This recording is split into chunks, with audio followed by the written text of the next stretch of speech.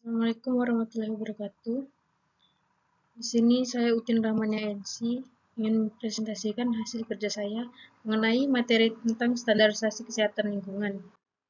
Selanjutnya ada pengertian kesehatan lingkungan. Standarisasi kesehatan lingkungan adalah proses penetapan spesifikasi teknis atau nilai yang harus dipenuhi untuk menjaga kualitas lingkungan yang sehat. Hal ini mencakup pengaruh aspek fisik, kimia, biologi, dan sosial yang berpengaruh terhadap kesehatan masyarakat lingkungan. Selanjutnya ada standar baku mutu kesehatan lingkungan. Standar baku mutu kesehatan lingkungan adalah pedoman yang ditetapkan untuk memastikan bahwa kualitas lingkungan memenuhi kriteria tertentu yang diperlukan untuk melindungi kesehatan masyarakat dan lingkungan. Standar baku mutu kesehatan lingkungan mencakup sebagai aspek yang berhubungan dengan kesehatan lingkungan seperti udara, air, tanah, dan faktor lain yang dapat mempengaruhi kesehatan manusia. Selanjutnya, ada sejarah standarisasi kesehatan lingkungan. Sejarah standarisasi kesehatan lingkungan menunjukkan evolusi pemahaman manusia tentang pentingnya lingkungan yang sehat untuk kesehatan masyarakat. Dari awal yang sederhana hingga pengembangan standar internasional yang kompleks, perjalanan ini mencerminkan upaya berkelanjutan untuk melindungi kesehatan manusia dan lingkungan. Standarisasi kesehatan lingkungan terus berkembang seiring dengan tantangan baru yang dihadapi oleh masyarakat globalisasi. Selanjutnya ada media lingkungan yang distandarisasi. Pada pasal 8 ini disebutkan standar baku mutu kesehatan lingkungan dan persyaratan kesehatan ditetapkan pada media lingkungan yang meliputi yang pertama ada air, yang kedua ada udara, yang ketiga ada tanah, yang keempat ada pangan, yang kelima ada sarana dan bangunan, dan yang keenam ada vektor dan binatang pembawa penyakit. Selanjutnya, media lingkungan yang distandarisasi. Hutan tropis mencakup wilayah yang sangat luas di dunia dan memainkan peran penting dalam menjaga keseimbangan lingkungan.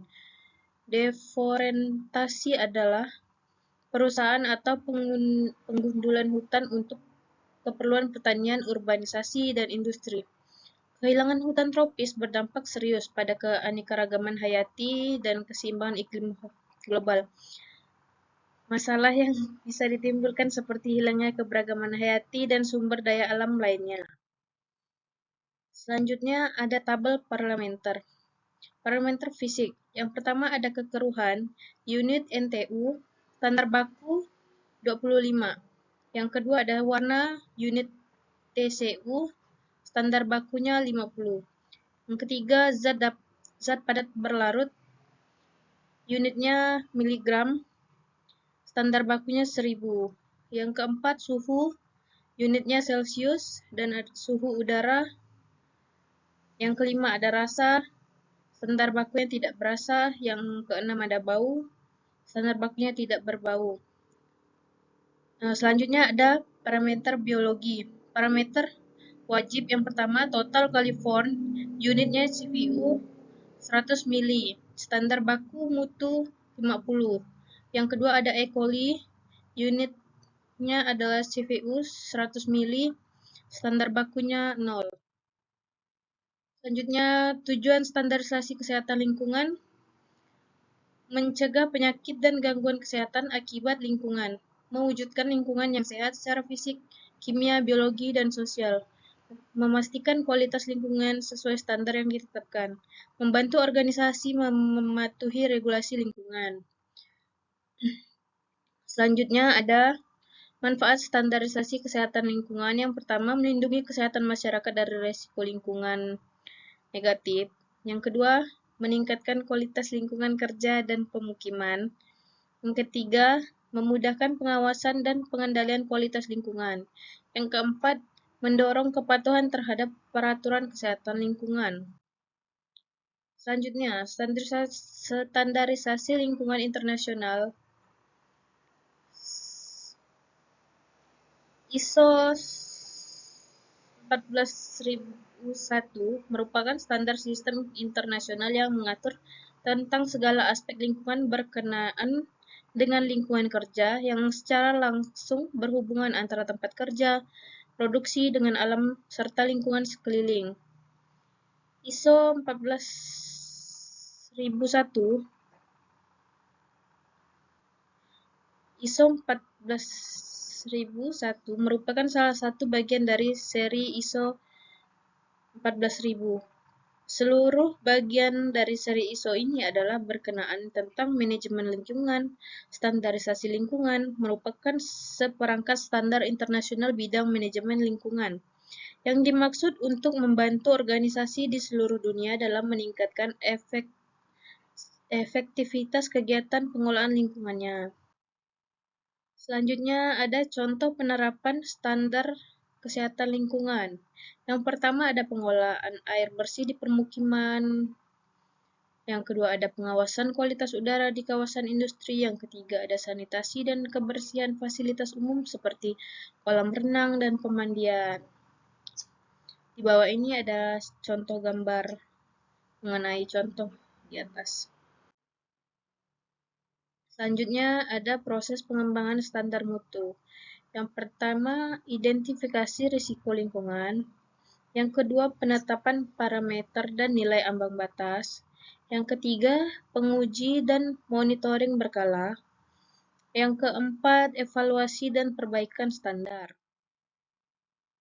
Selanjutnya, peran pemerintah dan masyarakat. Yang pertama ada pemerintah menetapkan dan mengatasi standar mutu. Yang kedua, masyarakat dan pelaku usaha wajib mematuhi dan melaporkan kondisi lingkungan. Yang ketiga, kolaborasi dalam pengendalian perbaikan kualitas lingkungan. Selanjutnya, tantangan dalam standarisasi kesehatan lingkungan. Yang pertama, perbedaan kapasitas pengawasan antar daerah. Yang kedua, kesadaran masyarakat yang masih rendah. Yang ketiga, keterbatasan sumber daya dan teknologi.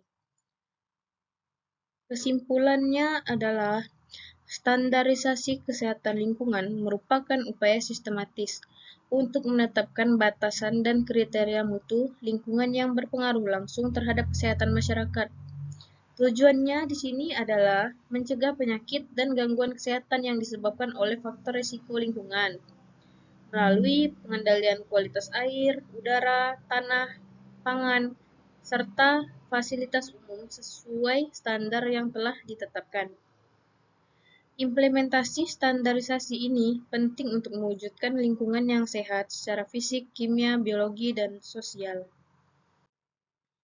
Selanjutnya di sini ada daftar pustaka yang saya peroleh dari isi dari PPT yang saya dapatkan. Selanjutnya, baik, sekian dari saya. Assalamualaikum warahmatullahi wabarakatuh. Terima kasih.